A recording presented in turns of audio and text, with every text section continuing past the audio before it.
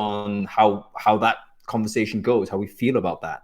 And if the person is using tracking, like sort of eye relocation software and so on, we're going to feel better about that candidate because we can say, oh, they're looking at me.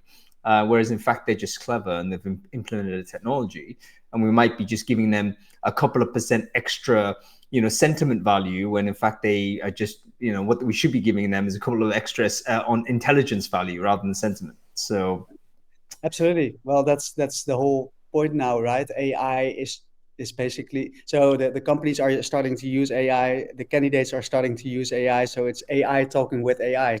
So that's a new future, interesting future. Implications for you guys in recruitment advertising as well. Like how do we deal with that situation where you have AI enabled candidates going through an AI assessment process? Like what is the role of a job board, or what is the role of an aggregator, or even technology in that sense? Very exciting. We had your guy Bill Fisher on Brain Food Live a couple of weeks ago. We had an amazing conversation, and it's definitely something I want to try and bring back. Bill, if you're watching this, just want to say, amazing conversation. We'll do a repeat on that at some other point. But let's get on with the show, everybody. Welcome to Founders Focus. It's episode 42. Friends, this is one of the favorite things I like to do.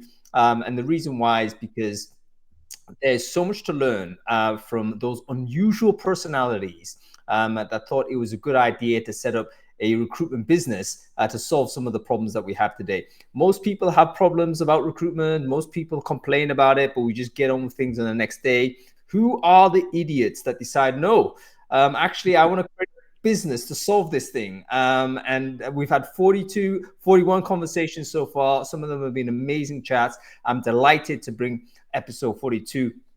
And it's a man that's very difficult to track down. I don't even think there's an interview of you anywhere, Tycho. So Tycho van Paassen, co-founder of VONQ.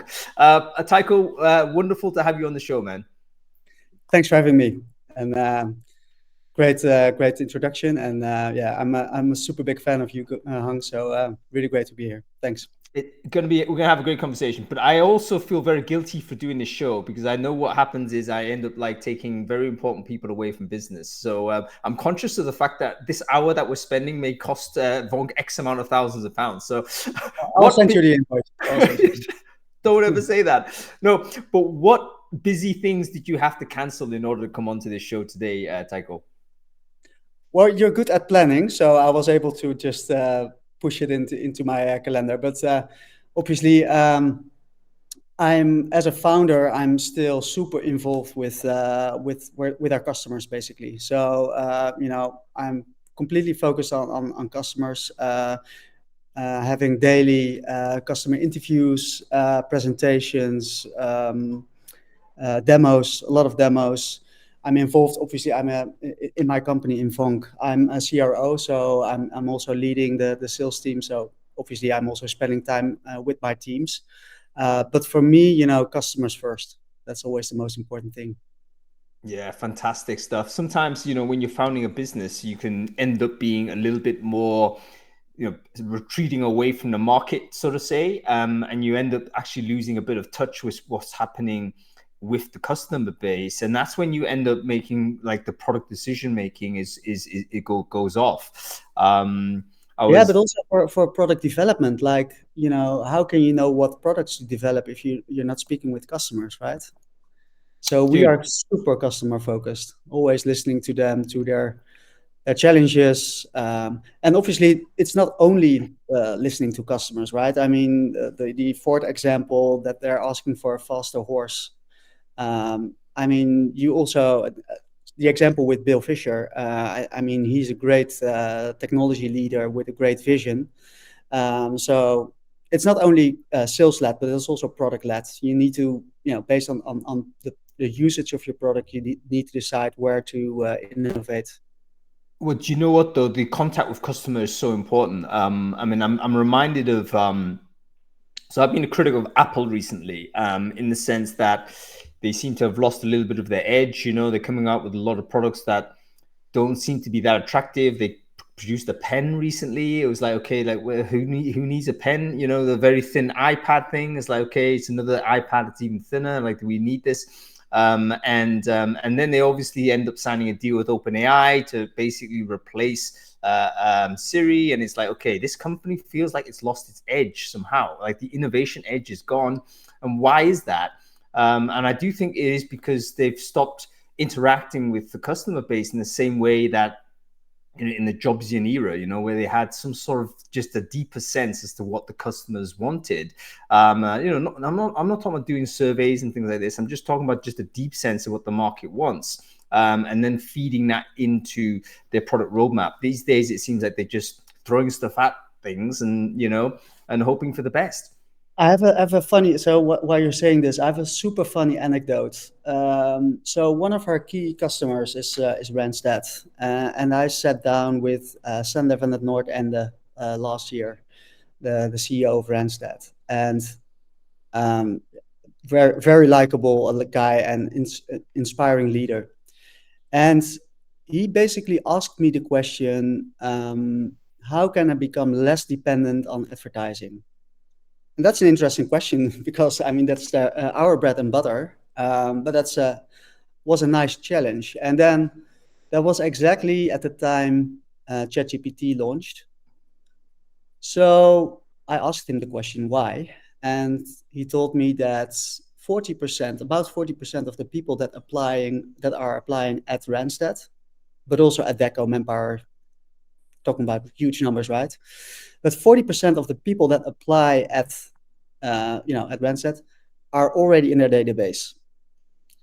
So when ChatGPT launched, obviously Bill Fisher jumped on it immediately. He has an extensive background in AI, and so does his team. And so we dove into this challenge, and we saw three root causes of this problem. So the first problem was that the parsing wasn't done right. So I would say parsing is right for 60-70%. So the data the candidate data that comes into the database isn't sufficient. Secondly, the data is static, so it's basically living there and but also very limited. So, and as a result, that's number three, the recruiters are not using that data because it's just not the data they're looking for. And as a result, they keep on advertising.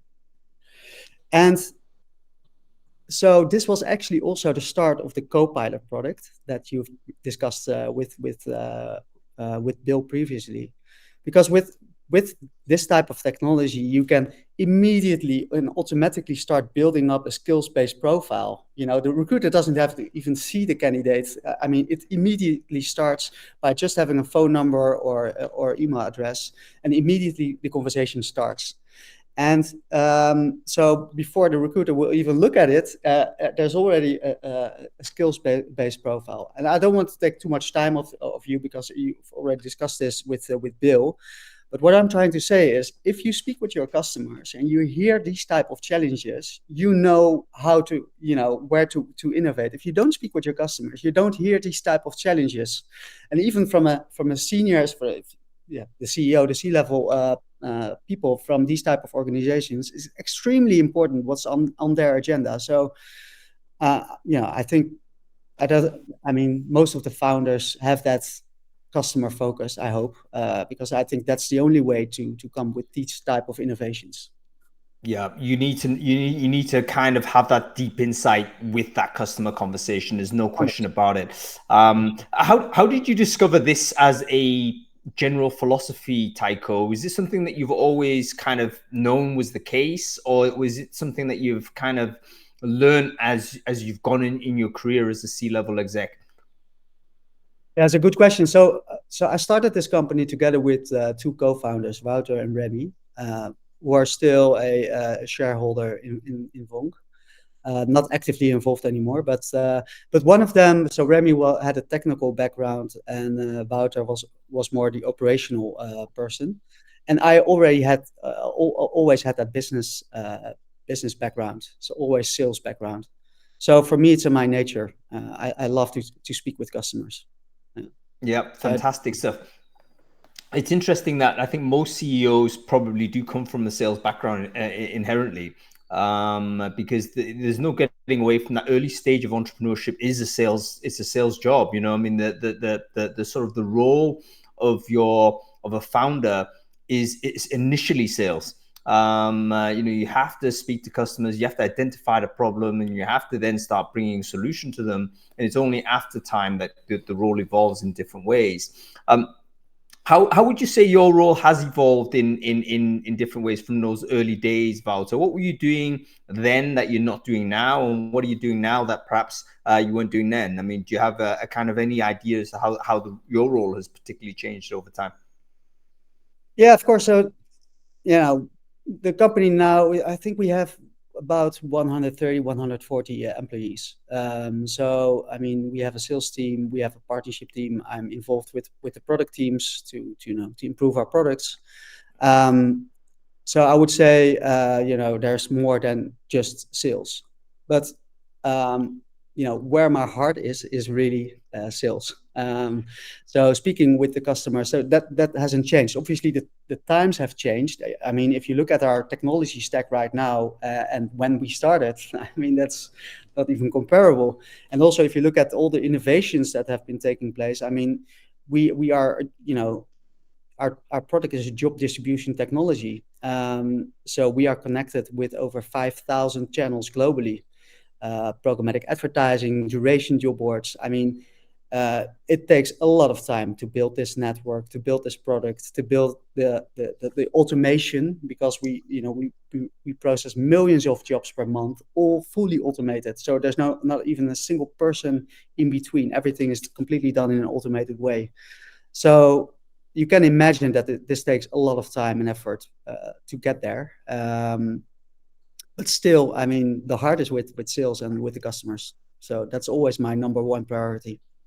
Yeah, it's again one of the challenges of being a founder is, what are the things that you like to do, and they tend to be the things you're good at, but then there's a bunch of things that you have to do, because there's no one else at the early stage. You've got to do all that stuff, but then I guess the trick is the ability to then position and recruit people who can then take on those tasks that they're going to be more competent and better than you in doing so. So let's talk about that, Tycho. I mean, when you were starting early doors, building that early team and trying to think, okay, I'm doing this component. I don't want to do it. I need someone else to come in and take this over from me.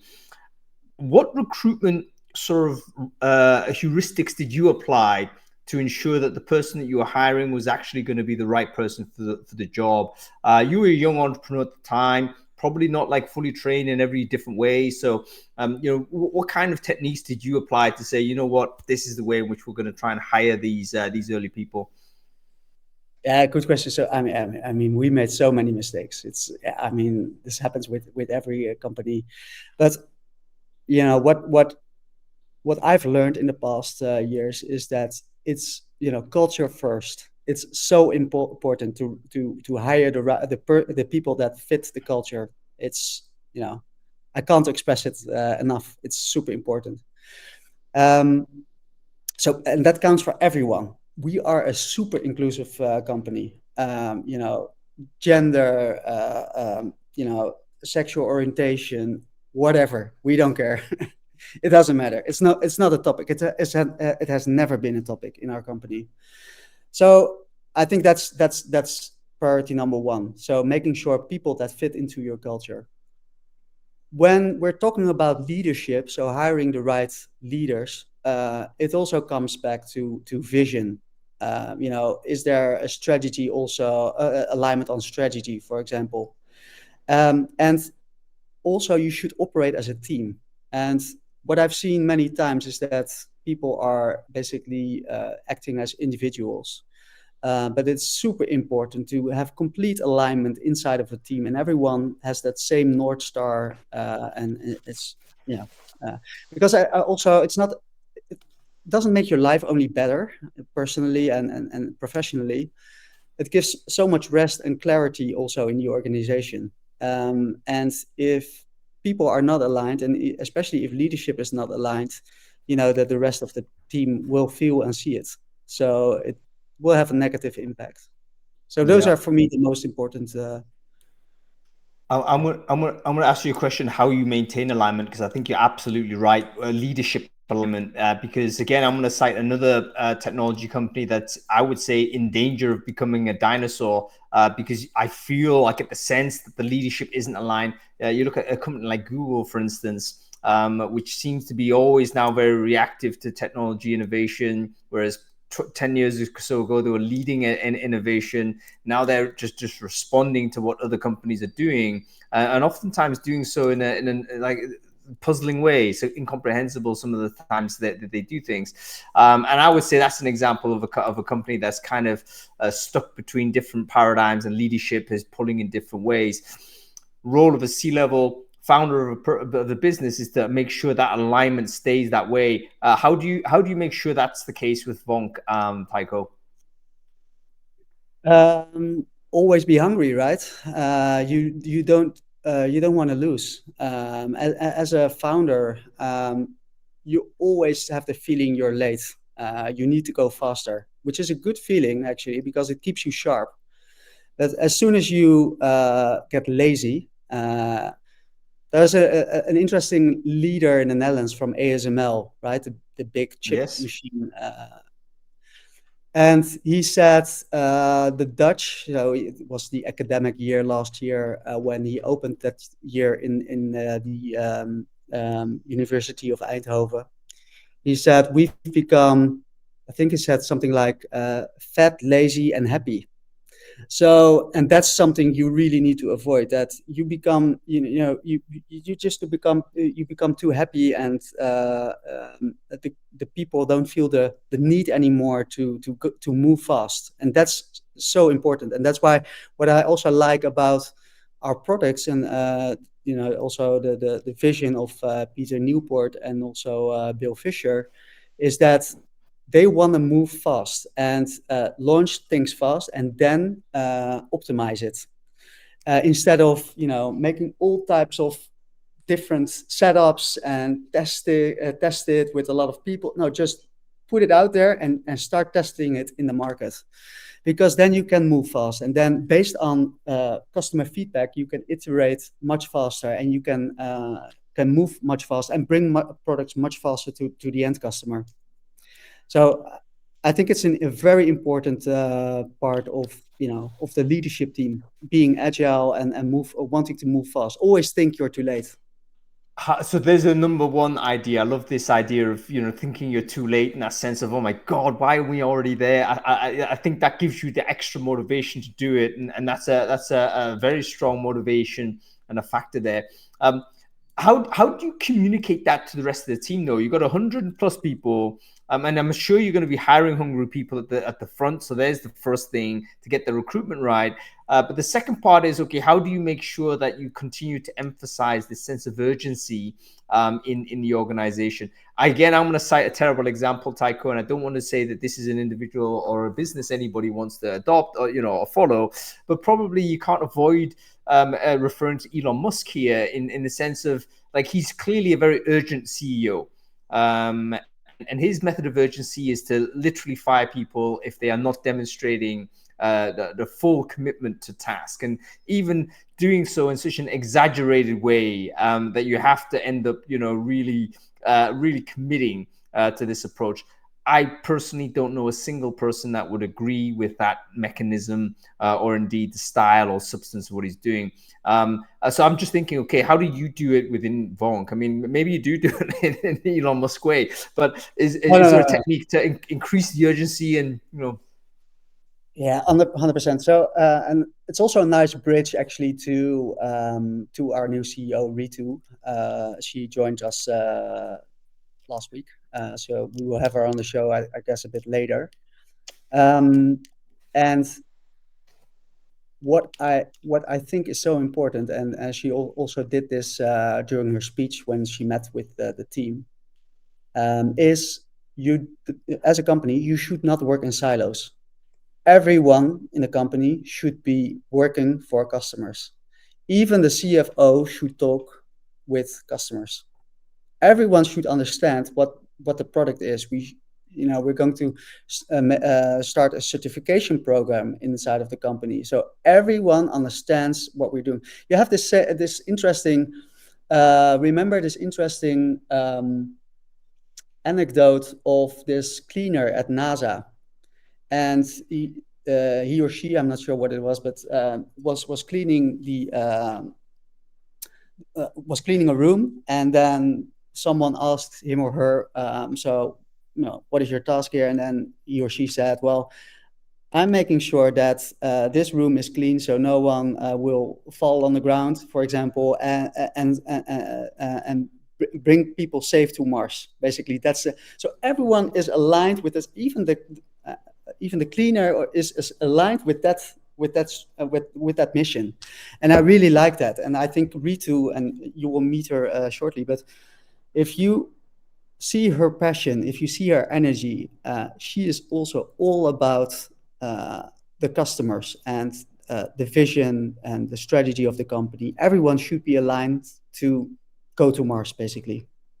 You know what? I love that story about the cleaner in NASA. And you know what? You are, again, completely correct. Like, sometimes you can operate in silos. The CFO is a classic example. It's an internally facing role. You typically hire people that are definitely deep into the data, so to say. They may ask the question, why do I need to be interacting with customers, or why do I need to connect in any way? But you've got to get people that understand what you do as a company. Again, I cited another example, another US company, actually, that's in the news, and I've kind of got a bit of a problem with, because I fly so often. So I have a problem with Boeing, because I go into Boeing airplanes all the time, and every time the first thing I do is just check what's happening on the internet. There's always an incident, and I'm reading into how the culture changed in Boeing, and it was all about, they went into this process of, previously it was ran by engineers. Previously, the people who were the C-level execs were people who previously were building the planes. But over time, it became more people that were financial people, MBA type people, and they actually had an office away from their Seattle manufacturing base. So the HQ of the people making decisions was not actually where the planes were being made. And even that type of thing starts making a difference, because the leadership doesn't walk the floor. They don't see or interact with the people building the machines. And so over time, that creates the sort of culture that leads to QA problems, that leads to, decisions being made and wrong incentives being applied. And then, of course, planes falling out of the sky. So yeah, a big problem. But you mentioned Rito Mohanka. People don't sort of may not be aware, but VONQ have actually hired a new CEO. And she's right here. Let me just bring her on. Let's have a chat and see and say hello to Ritu. I've actually never met her, so I'm very excited to introduce and say hello. Fantastic.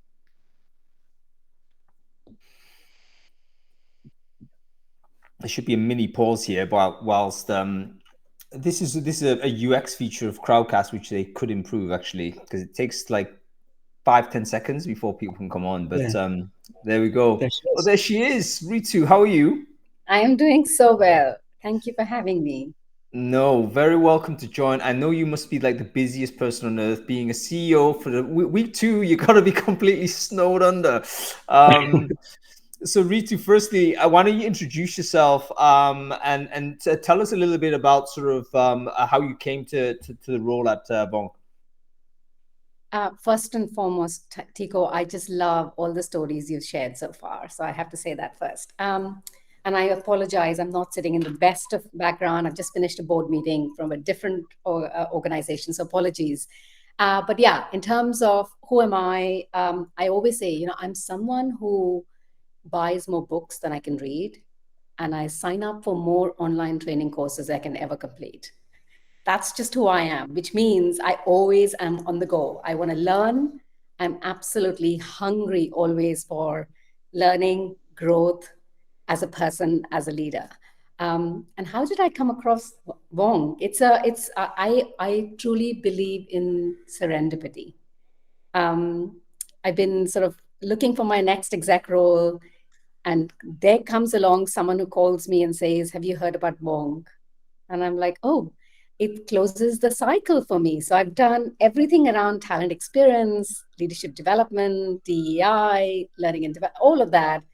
The only piece probably I haven't done in the true talent life cycle is talent attraction, talent acquisition. So I was like, oh gosh, I'd love to learn about it. And she's like, yeah, you don't have this ability to learn. You're going to be the CEO. I was like, well, you never stop learning. And when I met Tycho and I met Bill Fisher and several other key members of the leadership team at VONQ, it became very, very clear to me. Tycho talked about alignment. He talked about urgency. He talked about growth. He talked about culture first. I'll add customer first to that as well. But, I was just like, okay, this is a marriage made in heaven. And here I am, week 2 and still here. So I'm hoping I will have this conversation 2 years and I'll still be here. Fantastic stuff. We'll have to get you on a show to do a particular one-to-one as well, Ritu, when you get settled in. But yeah, it's always very exciting when you begin this new journey. And I won't ask you sort of what your plans are, because it's obviously still discovery phase at this point, and will be for some time. But I'm excited to see what your vision is for VONQ, both as a product and for as an organization as well. So Ritu, thank you so much for joining us. Wonderful to see you. Welcome to this part of the recruitment universe, I guess. And I look forward to interacting with you very much in the future. Thank you, Jung. Thank you very much. I will see you very soon. Thanks. That's great. And sort of, I don't think Ritu is not on schedule to join the show, by the way, but we thought we'd bring her in and say hello. Great to see her for the first time. In terms of doing that leadership hiring, a lot of people might be thinking, that's interesting, Tycho. Like, why is it that, there is a situation where a startup might be looking to hire the CEO? I mean, oftentimes the founder is the CEO. Personal question for you, Tycho. Why are you not that guy? Is there a reason why you decided that's not you? And secondly, how do you then decide who is that person? Yeah, so it's a very fundamental question as well. And so let me start with a short anecdote about myself. So I think it was in 2015, so it's already 9 years back. But I had some health issues, not serious, but yeah. And at that time, I was leading the sales team, but we were with 3 partners. So it was not only sales, but we were basically leading the whole company, and we were growing fast. We just got an investment, and I had a young family as well. So I have 2 boys of 12 and 13 years old. So back then they were very young, and you know how it is with young people. It's quite busy. So I was literally working day and night, and so I went to the doctor. But a doctor, if they give me an advice, I'm like, you're a doctor, you've studied for it, I need to work on my business. So, but then I went on a holiday, and I took a massage, and I later on I heard this woman was high sensitive. So after the massage, she told me, you need to balance your life much better. I said, why? And she said, well, you have a young family, so that's probably your number one. Then you're very busy with your work, so that's probably number 2. And then she came up with, but where are you? So do you also invest time in yourself? And that was an interesting question, because as an entrepreneur, you keep on going, right? You never stop. And that made me think, I need to balance my life much better. So I'll put, when I want to go to the gym, only call me when there's fire, but let me go to the gym, or when I want to go out with friends or whatever, then just do it. So I started doing that, but also on that point, I started to realize what gives me energy and what costs me energy. And what gives me energy is not only important for yourself, but also give you the most energy, right? And what really became clear to me is that I'm just not a person to lead an organization. It's just not my I don't get happy from leading the organization. As a CEO, there are a lot of things on your plate, dealing with investors. I mean, I'm also on the board, so I need to deal with the investors too. But as a CEO, you have the end responsibility.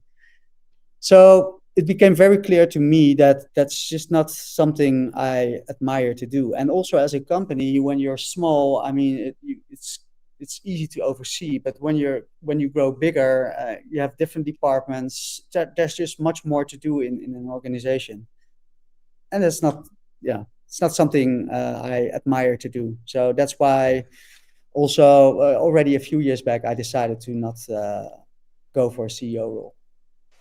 And this is why you look as good as you do, Tycho. Folks, validate for me.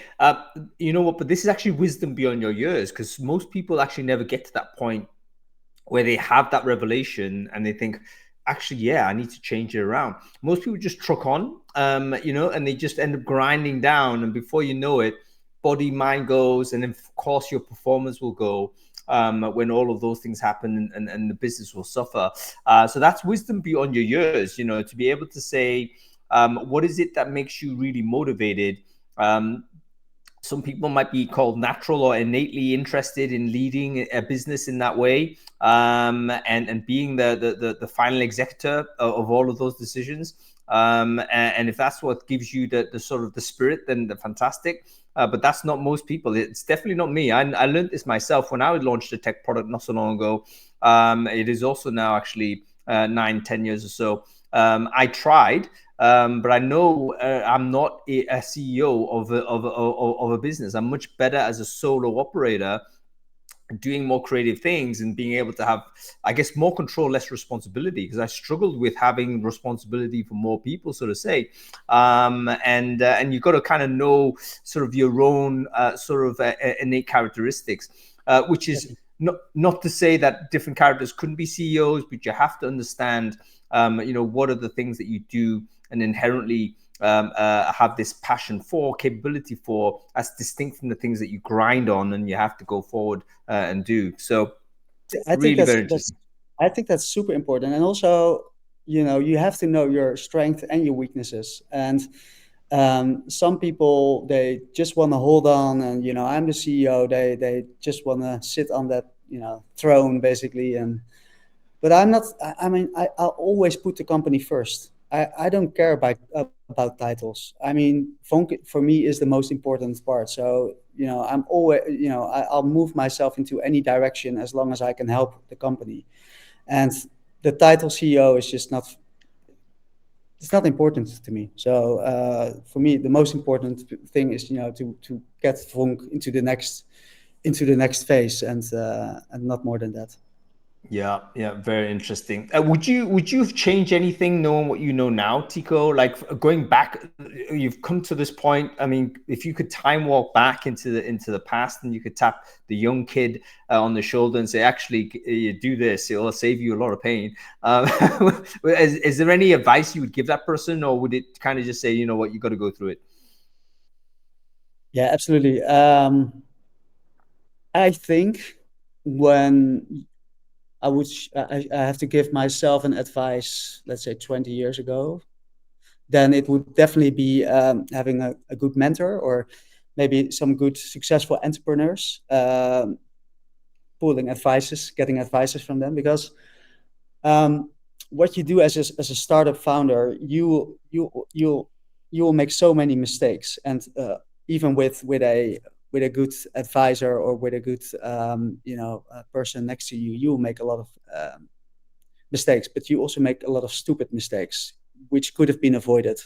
So things like buying a CRM, like as a startup founder, you will go for the cheapest CRM as possible, but you don't think about the next stage, right? You don't think about is this still the CRM if we have 20 or 30 people or 50 people, right? It's just an example.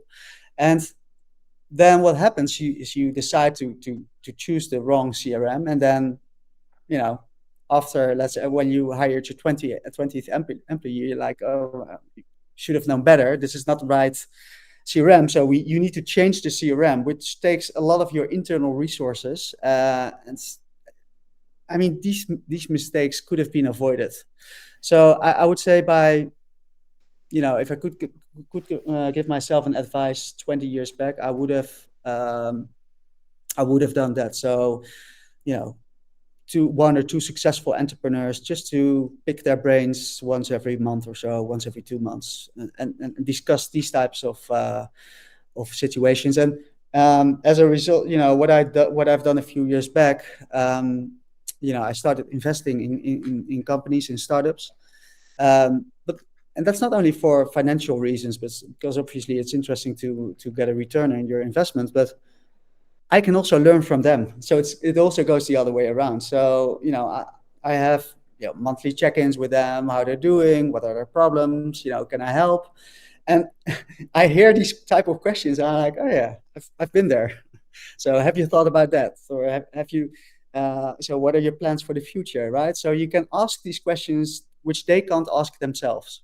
So I think that's something very, very interesting. Yeah. I mean, I guess basically when you're trying to do a startup business and it's a scaling business is increasing in size, it would be great to get someone who's had that experience of going through, because exactly as you say, the cheapest option today is going to be an expensive option in the very near future because the switching cost is too high.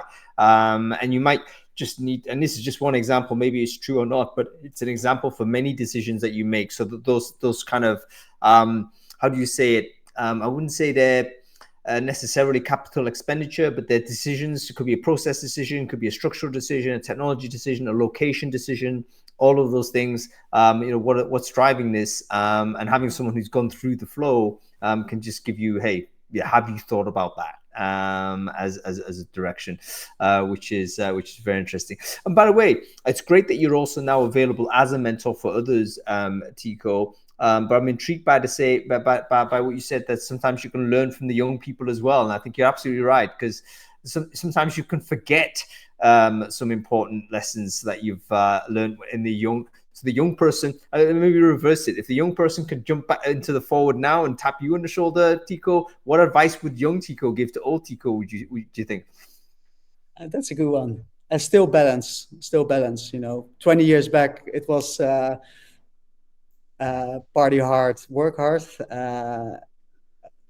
And now sometimes, you have your family, right? So that's still important, but I could throw a bit more parties, I guess.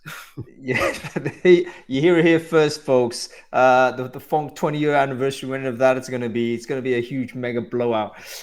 Okay, Tycho, let's zoom out. Let's zoom out from current situation within VONQ, and let's look at wider marketplace and where the world of recruitment is going.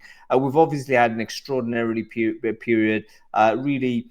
You could even put a line in the sand from, let's say the COVID period onward, has just had all kinds of crazy changes happening in the world at large, society-wide, that's impacted how companies behave, impact the behavior of recruiters, impact the behavior of candidates, and also of technology vendors like VONQ.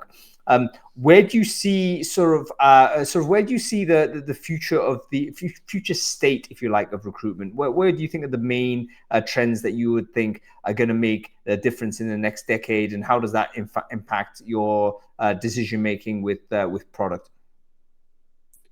So if you look at VONQ, so I have two answers to your question. So specifically looking to recruitment marketing, I would say on the short term, it can only get better, because last year, was down. If you look at numbers of public traded companies like Recruit, owner of Indeed, and ZipRecruiter, and many others, I mean, double-digit negative growth. And we were still able to grow, but not with the high double digits like we used to do.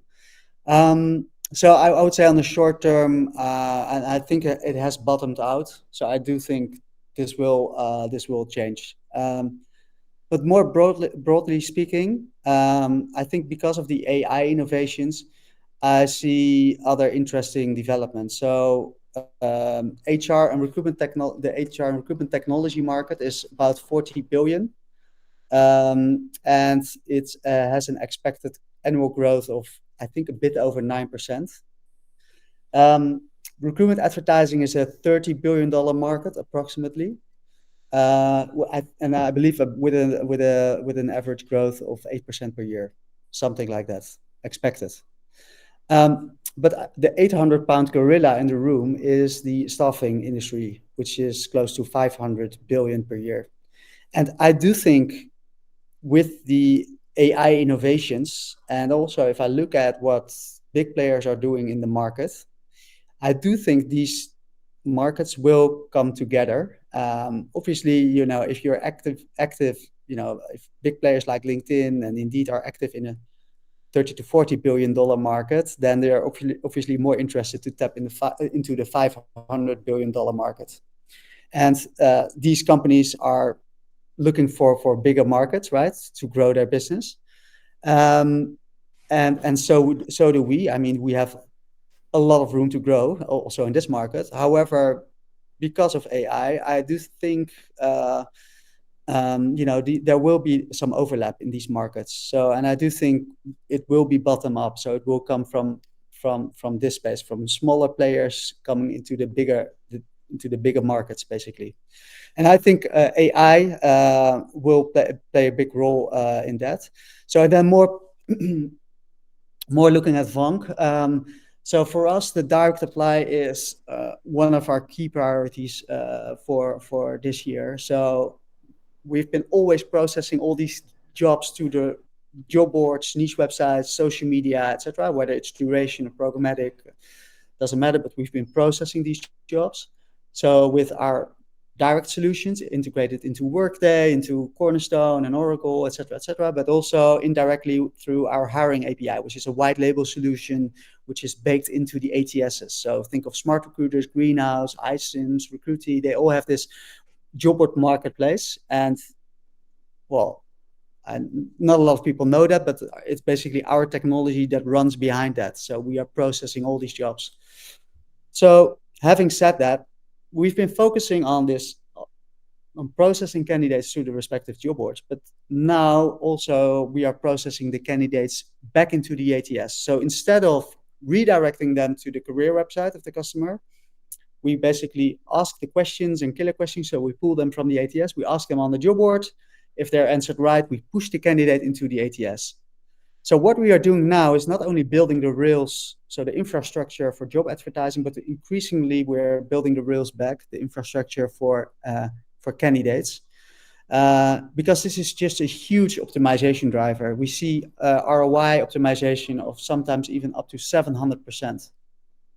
So that has a huge impact on the industry. And also important is that but also the job boards are now able to measure their ROI inside of the ATS, right? So because of processing back the disposition data of the candidate, we never know, VONQ never knows who the candidate is, but we know whether we have the meta data basically.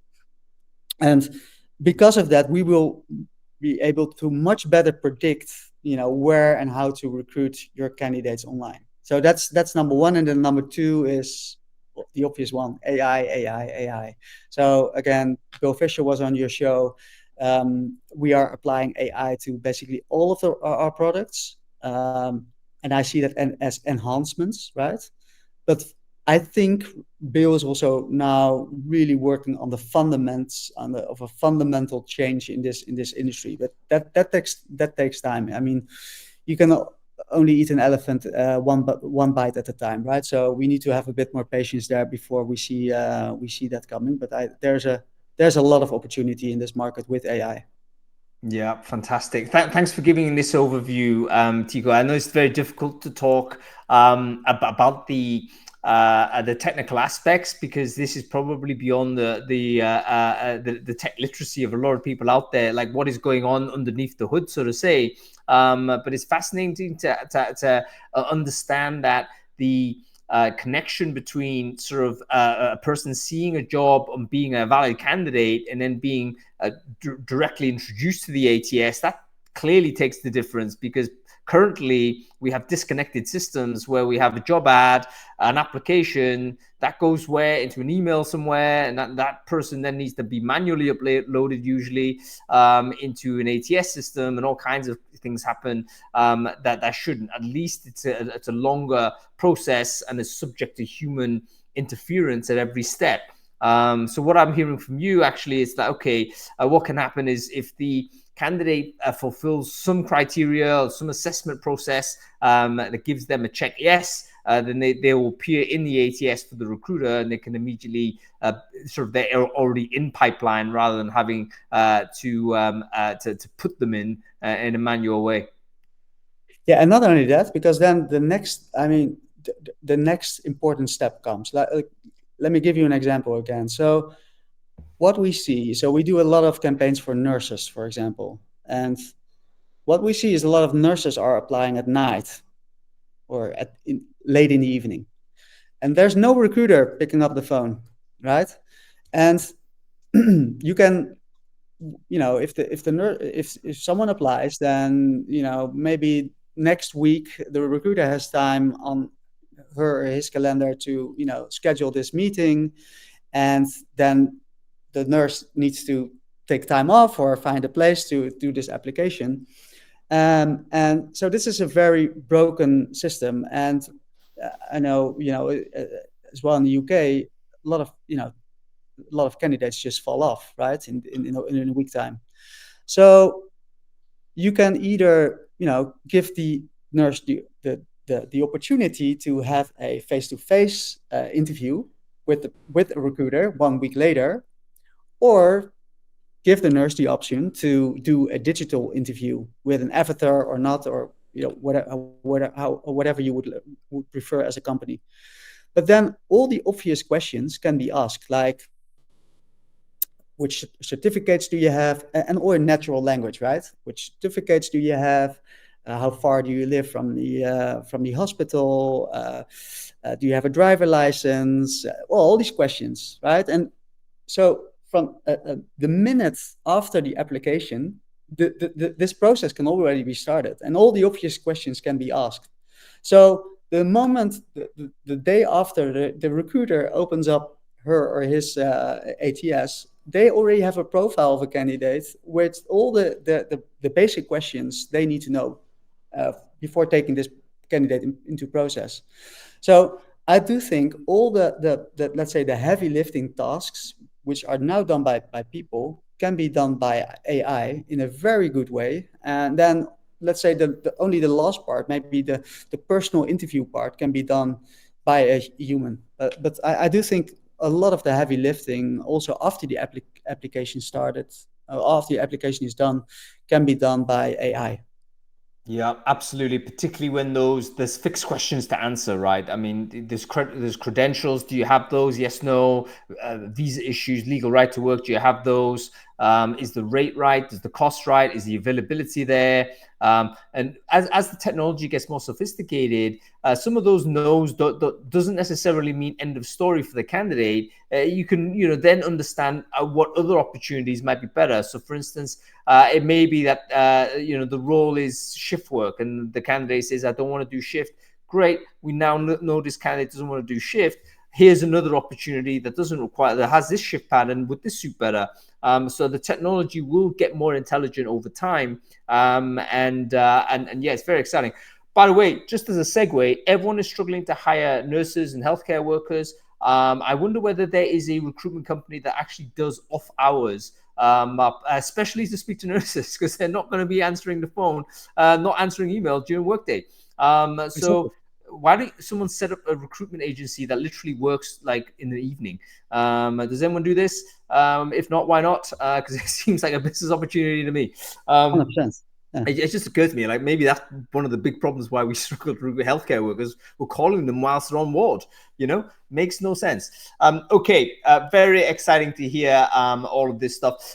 from the user's perspective, for the folks who might be kind of customers of VONQ today, or prospective customers of VONQ in future, how do these changes manifest for them? I know that obviously you guys do more of the back office and infrastructure type stuff, middleware really, in between different types of software. But is there anything that they would see in their own at-desk experience that you can say, you know what, in 12 months, we're going to see this innovation that's going to help you and you'll experience it this way? Yeah, it's funny you're asking this, because actually our goal is always to keep to let our technology run at the background. So especially for recruiters. So to give you an example, the place where we typically integrate with is the ATS. So that's the basis, right? That's where the job is created. That's the starting point of a job. How it used to be in the past is that with a job distribution technology like VONQ, that you give the option to post your job to a selection of websites.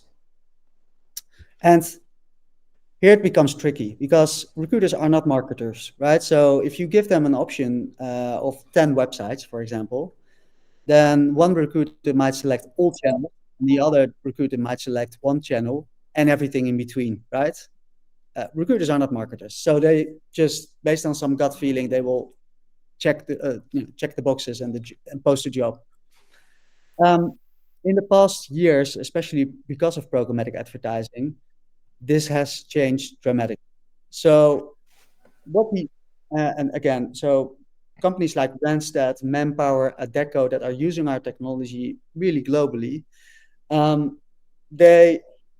they put our technology behind their ATS, apply logic, business rules to it, meaning if this, then that. So if a job is created, then we automatically syndicate that job with our technology, and we distribute it to website A, B, and C, right? Because website A, B, and C have the best performance indicators with a certain budget, for example. And we read all the performance data from the ATS. So when the goal is to hire one person, or to get 3 qualified candidates or 5 candidates in, then as soon as the budget is reached, or as soon as the goal is reached of 2 hires, then the job will be pulled offline automatically. So no one has to do anything. Our technology automatically syndicates with the ATS. And now also, because of this direct apply functionality, we also improve so what we see sometimes is a drop-off rate of 80%. 80% of the candidates that are redirected to a career website drop off because they're traveling or whatever. And through this direct apply functionality, we see huge ROI improvements. So that's why it's always our goal to make the lives of the recruiters easier by doing this magic behind the scenes, instead of giving them the option to do anything, because in the end the data and the technology can do a much better job than the person. Yeah, I love it. And by the way, Tycho, I've always thought actually that this programmatic style is going to be very important to kind of moderate candidate applicant flow. I mean, I think everyone who's watching this show or listening in on air later will recognize that actually a lot of the 2023, 2024, we've seen an upsurge of applicant flow. More candidates are active, but also we can anticipate more candidates are increasing the applicant rate, maybe with the use of artificial intelligence, for instance. So we can understand that in future, 12 months down the line, an applicant might be able to send today 50 applications. It might be 500 next year. And so how do you moderate that? You can't without technology. So having adverts that are dynamic, that can be withdrawn if they hit a certain level, I think makes absolute sense, and I think will become mandatory in time. But you're also right in the sense that recruiters struggle to deal with it, because the products that are a little bit more, how do we say, people in the programmatic space have struggled to make the argument in Europe to explicitly to a lot of TA and HR people don't understand it. We're way behind the US on this. So hopefully there's There's other mechanisms that can happen. You don't need to necessarily interact with them. They just deal with the ATS. ATS can provide that solution. But I also must be honest, Hung, it's not only about programmatic advertising. So there are still a lot of so we are agnostic when it comes to the business model of the channel, right? It doesn't matter to me whether they have a duration-based pricing or programmatic or free. In the end, it's all about ROI.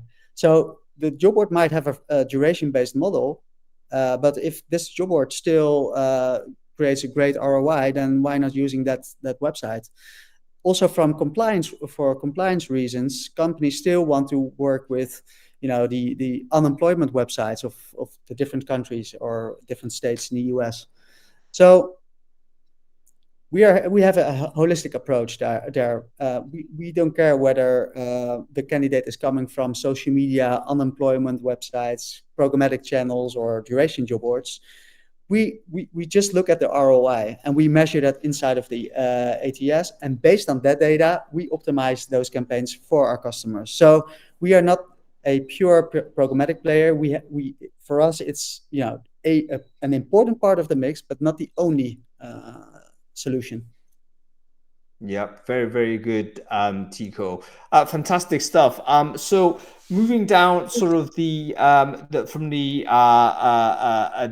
business perspective, 2024 and beyond for VONQ, aside from the product innovations that they're going to be rolling out and Ritu coming in and settling in as the new CEO, what else do you see is happening within the organization for the next 12 months or so, Tycho? So that definitely also geographical expansion. I'm not saying we will move, we will have offices in different countries, but some markets are really increasing for us right now. So France, for example, UK, increasingly important, US, especially with our indirect, so with our hiring API. Like I said, we are working with all the leading ATSs in that space and counting. So we will launch a few big new hiring API ATSs in the US soon. But for our direct business, we primarily focus. So for the enterprises and the staffing market, we primarily focus on countries now in France and UK, and also. It's a nice one. A nice one is Spain recently, because we've built also a great connection with the local hero, which is called InfoJobs. You might have heard about them, but the let's say Indeed is the local the local gorilla here in the Netherlands and also in the UK, and well, in Germany it's still Stepstone, which has a leading position. But in the Spanish market, it's InfoJobs, because we've also been utilizing that direct apply functionality and connecting that to all the Workdays and the cornerstones, we see an increase of customers from these areas. So, but I think if you ask me which two countries first, then it is France and the UK. Well, UK, we have a great representative already with Jim, who you also know very well. But also in the French market, I do think we need to expand a lot in that market, looking at the number of customers we are onboarding currently. So that will be my, from a sales point of view, my priority. So it sounds like you might be hiring a person in France for VONQ. Is that right? Is that you think? Well, we have French-speaking people already, but we might need to hire a few more people to cover the market well. Yeah, fantastic to see that expansion. I'm excited about France as well. We're seeing a lot of interesting technology, HR and recruitment technology businesses coming out of France. So it's fantastic to see how that's happening. Okay, Tycho, listen, we're coming to the end of this conversation. I think I could speak to you for another hour or so, no problem. But obviously you're a busy man with things to do in the company. What's happening for the rest of the day for you? What's happening after this call finishes, Tycho? Let me look. After this meeting, I have a meeting with my lovely colleague Susanne, one of our managers, and then after that, I have a meeting with Marco, who's the managing director at Bullhorn. So to talk about the partnership. So, but first, coffee, I would say. Absolutely. I was hoping so. Lunch, coffee, do a walk, do something like that. Tycho van Paassen, it's been an absolute pleasure speaking with you. It's been so educational, just learning a bit more about your journey and your philosophy. Good luck in everything you're doing with the new configuration of the leadership and the exciting products that you have. We'll be in touch, and definitely want to get an update to see how things are going. So thank you very much for coming on to Founders Focus, Tycho. Thanks for having me, Jan, and see you soon.